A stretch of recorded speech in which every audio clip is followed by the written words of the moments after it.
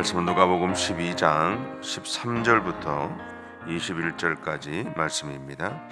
제가 읽는 성경으로 115페이지에 있습니다. 누가복음 12장 13절부터 21절까지입니다.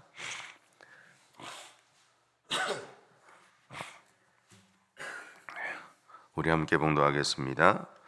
무리 중에 한 사람이 이르되 선생님, 내 형을 명하여 유산을 나와 나누게 하소서 하니, 이르시되 이 사람아, 누가 나를 너희의 재판장이나 물건 나누는 자로 세웠느냐 하시고, 그들에게 이르시되 삼가 모든 탐심을 물리치라.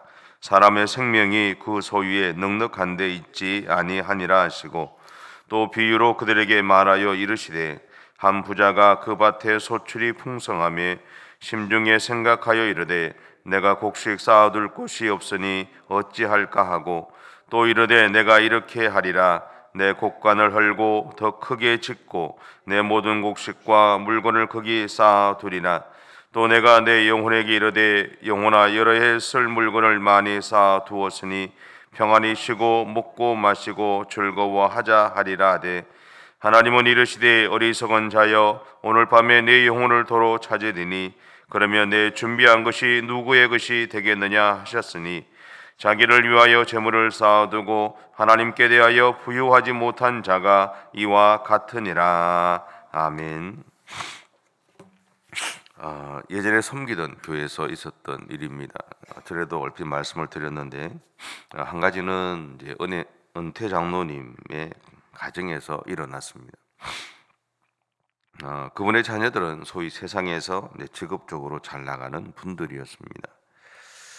그러다 보니 경제적으로 좀 풍족했죠.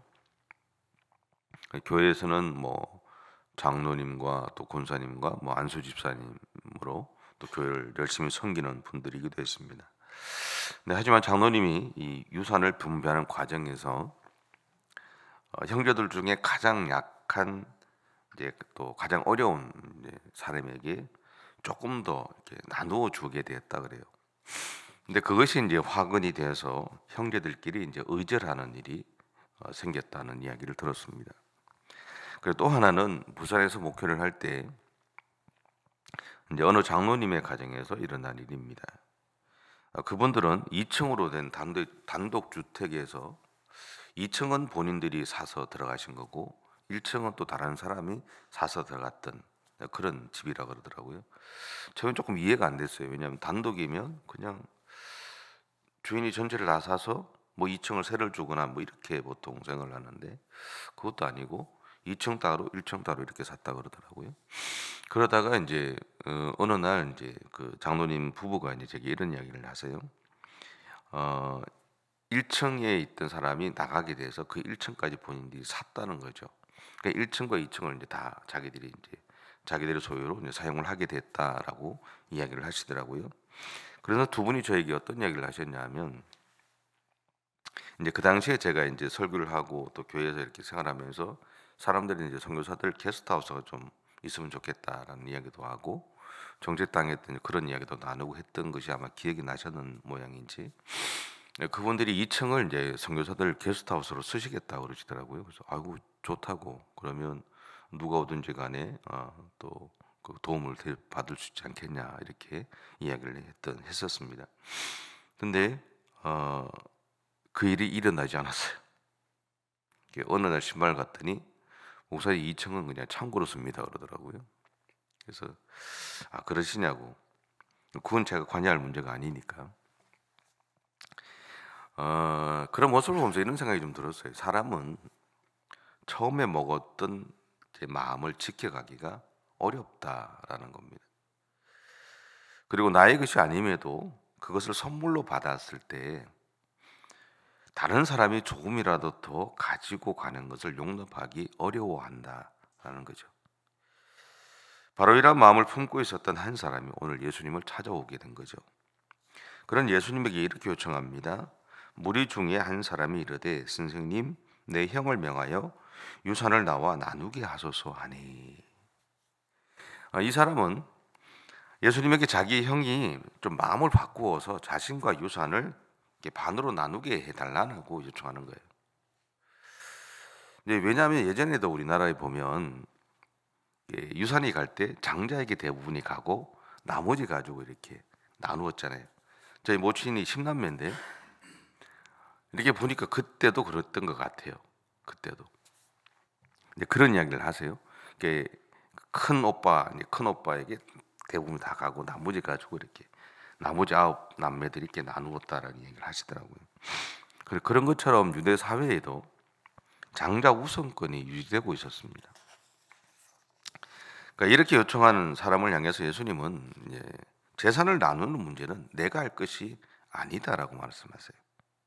그것은 당신의 형제들끼리 이야기를 통해서 해결해야 될 문제라고 이제 선을 긋습니다. 가끔씩 우리는 인생을 살아가면서 선을 그어야 될 때가 있습니다. 선을 긋지 못해서 우리가 어려움을 겪는 경우가 있죠. 목회를 하던 중에 이와 비슷한 부탁을 들을 때가 좀 있습니다. 근데 엄밀히 말하면요, 목사에게는요, 타인의 삶에 간섭할 권한이 없습니다. 가족의 문제는 사실은 가족끼리 풀어가야 되죠. 다만 그 방법에 대해서 도움을 요청한다면 알려줄 수는 아마 있을 겁니다. 하지만 사실은 그것조차도 잘못하면 가족 간의 문제를 야기할 수 있기 때문에 조심해야 되고요. 상황에 따라서 가능한 범위 안에서, 그러니까 가능한 경우에만 해야 한다라는 거죠. 지금 예수님이 자신을 찾아와서 재산 분배의 문제에 대한 도움을 요청했던 사람을 향해 거절했던 이유가 바로 이것에 여기에 있습니다. 괜히 잘못 건드리면 문제가 더 발생하거든요. 그러니까 간섭할 문제가 아니다라는 겁니다. 그 대신 15절에서 예수님은 이렇게 말씀하세요. 그들에게 이르시되 삼가 모든 탐심을 물리치라 사람의 생명이 그 소유에 넉넉한 데 있지 아니하니라 하시고, 예수님은 자신을 찾아온 사람의 요구에 감춰져 있는 문제를 보신 겁니다. 그것을 성경에서 탐심이라고 이야기를 하고요. 결국 그 말은 욕심이 그 안에 있기 때문에 당신이 이런 이야기를 한다라고 지적하고 계신다라는 거예요. 형제들의 문제는 잘 모르겠다는 거예요. 장자의 문제는 내가 모르겠고 당신이 지금 나한테 와서 그 이야기를 하는 것은 당신 안에 욕심이 있는 것이 아니냐. 그래서 내한테 요청하는 거 아니냐. 그 이야기를 하고 있다라는 거죠. 우리는 우리의 마음에는 자신이 가진 소유가 많고 적음이 우리의 인생을 결정한다라는 생각이 있습니다. 근데 맞죠? 특히 오늘날처럼 돈이 전부인 것처럼 되어져가는 세상에서는 더욱 맞습니다. 그래서 우리는 조금이라도 더 많은 유산을 받기 위해서 노력합니다. 그리고 조금이라도 더 많은 재산을 가지기 위해서 노력하죠. 하지만 더 많은 재산을 가졌다고 하는 것이 잘못된 것은 아닙니다. 내가 가진 것이 많은 것이 잘못은 아니죠. 다만 우리의 소유가 많아지는 것은 정당한 결과와 방법으로 이루어져야 한다라는 겁니다. 다른 사람을 괴롭히기나 인생을 망치면서 해서는 안 되죠. 예를 들어서 요즘 한창 이슈가 되고 있는 마약을 이용해서 돈을 벌거나, 아니면 안 당해보셨죠? 그래서 가끔씩 주위에 보면 당해보시는 분들 있잖아요. 보이스 피싱을 해서 돈을 벌거나, 또는 예전에 많이 존재했던 소위 떴다방과 같은 부동산 사기나, 그 밖에 다양한 어떤 사기의 방법으로 다른 사람의 인생을 망가뜨리거나 이용해서 돈을 벌어서는 안 됩니다. 예전에 어느 교회에 있을 때 한 분이 저한테 그런 얘기 하세요. 목사님 기도해 주세요. 저는 사실은 그걸 몰랐어요. 떴다방도 모르고 그게 어떤 의미인지도 모르고 몰랐어요. 근데 이분이 자기가 어느 지역에 이제 투기를 하는 거죠. 소위 말하는. 그러니까 이제 어디에 개발된다는 이야기를 듣고 자기가 이제 돈을 빌려서 그 땅을 사야 되고, 그것이 자기한테 떨어져야 되고, 그렇게 하고 되면 그가 개발되면 돈이 되는데, 그때는 제가 목사님을 도와드리겠습니다. 아니면 자기가 교회에서 뭔가를 하겠다고 이야기를 해요. 처음에 몰랐어요. 그게 어떤 의미인지. 자기 사업을 한다니까 기도하겠습니다라고 이야기를 했어요. 근데 시간이 지나고 가만히 보니까 그게 소위 말하는 투기죠. 맞죠? 사기치는 거잖아요. 소위 말하는. 그죠? 사기치는 거를 아주 교묘하게 아주 멋지게 포장해서 목사한테 기도해 달라고 그러더라고요. 저같이 어리석은 목사는 기도를 하죠. 근데 그렇게 해서는 안 된다. 물론 그렇게 해서 성공한 사람도 있어요. 얼마 전에 뭐 어떤 일이 있어서 이제 그 아이가 회사에 주차를 이렇게 했는데 살짝 이렇게 부딪혔대. 살짝. 아무것도 흠집도 없어요. 아이 차에도 흠집이 없고 상대방 차에도 흠집이 없어요. 근데 연락을 했더니 이 친구가 내려와서 범퍼를 갈겠대요. 근데 범퍼를 갈겠다고 하면서 딱 보여준 게 뭐냐면 스크래치가 가 있어요. 이렇게 갈라진 게, 충격이 심하면 갈라지는 것들이 있거든요. 그네 가만. 야, 너 차에 흔적 있어? 없대요. 그럼 네가 받은 부분에 흔적이 있어? 없대요. 그럼 그거는 저 친구가 다른 데서 박은 거네. 나도 봐. 보험사에서 그 친구가 그까지 해서 하려고 했던 게 다 무산되고, 요즘은 좀 보험이 좀 까다롭잖아요. 그거는 이 사고와 상관이 없는 문제죠. 같은 회사에 있는 친구라는, 같은 회사에 있는 사람이 고짓을 하는 거예요. 작은 회사에 다니는 것도 아니고 큰 회사에 다니면서 이제 그 짓거리를 하는 거죠. 그래서 나도 봐. 쟤는 아마 그 돈의 몇 배를 손해 볼 거야 앞으로. 저주한 건 아닙니다. 근데 자기 욕심을 가지고 그렇게 살아갔을 때 하나님은 그걸 다 가져가시더라고요. 살아보니까. 그래서 예수 믿는 사람들은요, 실제로 이렇게 살아가는 사람이 세상에 많아요. 그런데 예수 믿는 사람은 진리가 아니면요, 가지 않아야 되고요. 해서도 안 됩니다. 왜냐하면 우리는 하나님의 자녀잖아요. 하나님의 자녀이기 때문에 때로는 손해볼 수도 있지만 신앙적 양심을 지키면서 살아가야 됩니다. 근데 길게 보시면 그것이 옳은 선택이다라는, 그 당시에는 손해를 볼 수 있고 어려움을 겪을 수 있지만 분명한 것은 뭐냐면요, 갚으시는 건 하나님이세요. 그리고 채우시는 분은 하나님이신데, 채우되 내가 손해만큼 채우시는 분은 아니에요. 더 채우시죠. 기억하셔야 돼요. 그러니까 우리는 진리가 아니면 가지 않아야 되고 해서는 안 됩니다. 우리가 하나님의 자녀이기 때문에.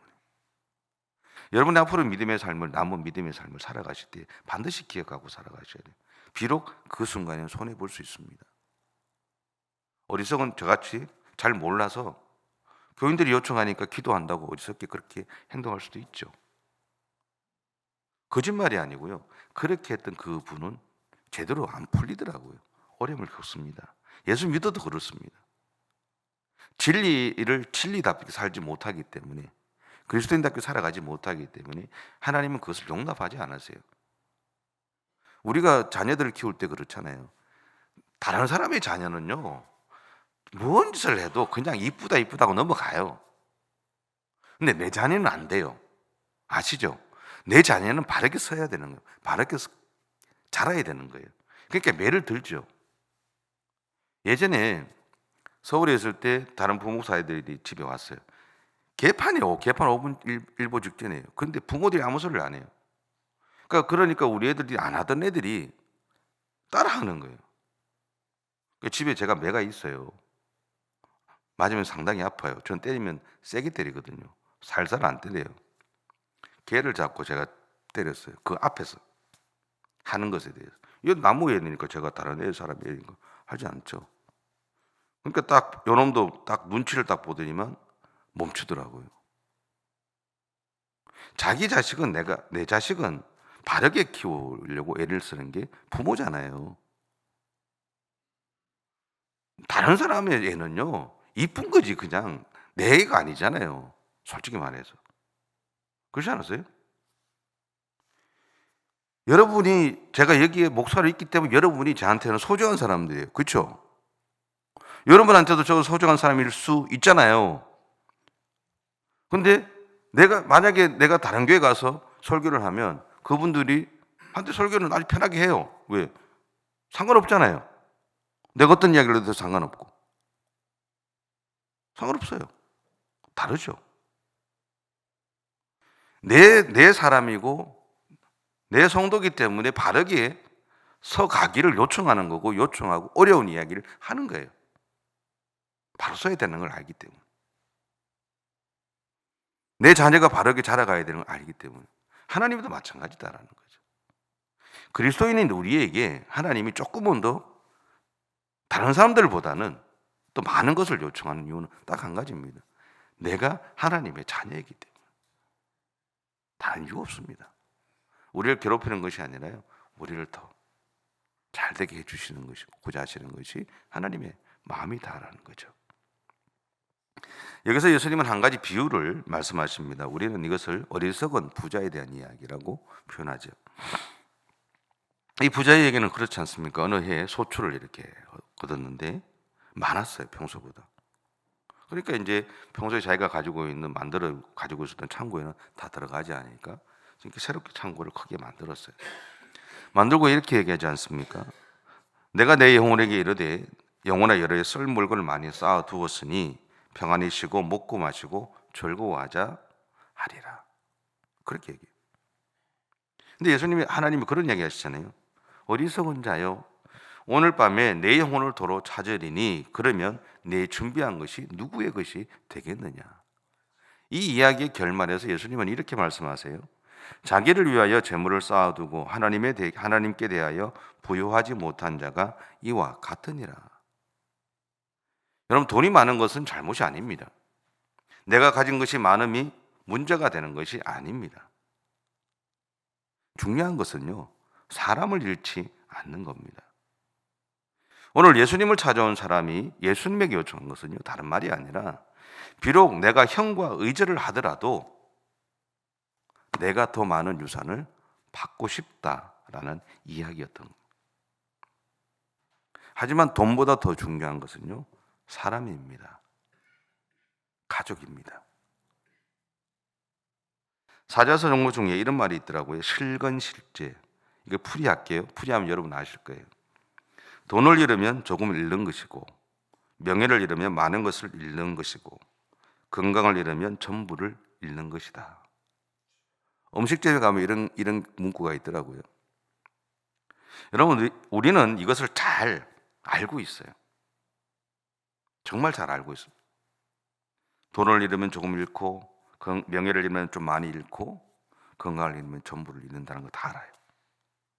근데 그것을 실천하지 못하고 살아가는 것이 우리들의 모습이 아닌가라는 생각을 해보게 됩니다. 그러면서 우리가 하나님의 부르심을 받았을 때, 여러분, 우리가 가지고 갈 수 있는 것은요, 사실 아무것도 없어요. 사실 아무것도 없어요. 저희 선친이 돌아가시고 나서 무덤에 들어가는 걸 딱 보시던 집사님이 예전에 말씀드렸어요. 자수성 가신 분인데 이분이 거기에서 오해를 했어요. 본인에게는 제 선친은 아버지였고 형이었고 다였거든요. 근데 자기는 일평생 동안 구하러 자라서 자수성 가려고 그렇게 애를 썼는데, 그리고 주일날 문 닫으라 하는 거를 주일 오전 예배 드리고 오후에는 가서 또 문 열고 돈 벌어야 되니까 그렇게 살았는데, 그렇게 좋게 생각했던 선친이 들어가는 땅은 2평도 안 되더라는 거죠. 1평도 안 되더라는 거예요. 이게 뭐지?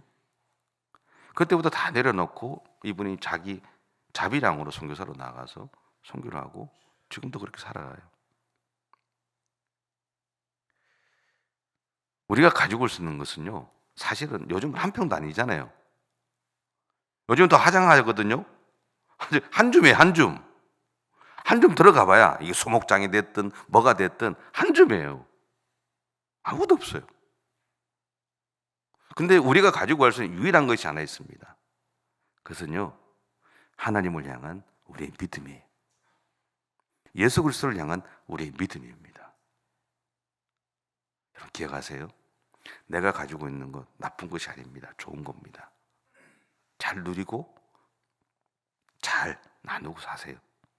근데 더 중요한 것은 뭐냐면 지금 여러분 옆에 있는 그분들이 중요한 거예요. 여러분의 가족이 중요하고요. 소중합니다. 그것을 기억하시고 잃지 않기 위해서, 사람과의 관계를 잃지 않기 위해서, 사람을 소중하게 여기는 사람은요, 하나님을 소중하게 여기는 사람이에요. 하나님이 우리에게 그것을 요청하시는 거예요. 그러니까 예수님도 그런 얘기 하시잖아요. 하나님을 사랑하고 이웃을 사랑해라.